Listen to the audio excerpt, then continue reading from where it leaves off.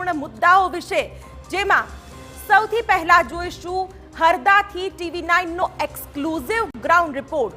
વાત કરીશું કે અસામાજિક તત્વો વિરુદ્ધ ક્યાં ક્યાં ફર્યું હતું તંત્રનું બુલડોઝર, અને જાણીશું કે નકલીની ભરમાર વચ્ચે કેવી રીતે નકલી હુકમોની મદદથી આચરવામાં આવ્યું કરોડોનું કૌભાંડ. આજના પહેલા મુદ્દા પર નજર કરી લઈએ.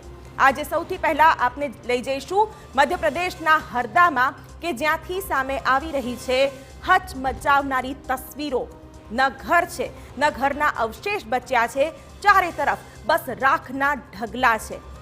આજનો બીજો મુદ્દો કે જેમાં વાત કરીશું મહેસાણાના ખેરાલુની, જ્યાં થોડા દિવસ પહેલા શોભાયાત્રા પર અસામાજિક તત્વોએ કર્યો હતો પથ્થરમારો.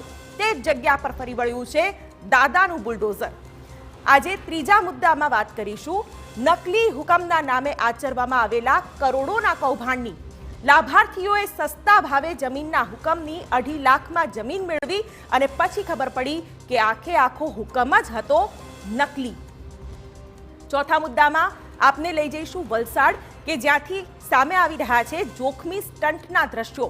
રીલ્સની ઘેલછામાં યુવાનો બેખૌફ કરી રહ્યા છે ખતરનાક સ્ટન્ટ. અને આ સાથે પાંચમા મુદ્દામાં વાત કરીશું એ બાળકની કે જેણે જીતી લીધી છે જિંદગીની જંગ. તંત્રની 9 કલાકની મહેનત રંગ લાવી છે, અને જામનગરમાં બોરવેલમાં ફસાયેલ બાળકને નવી જિંદગી મળી છે. આજનો છઠ્ઠો મુદ્દો, જેમાં વાત કરીશું ડ્રોન સખીનો દમ.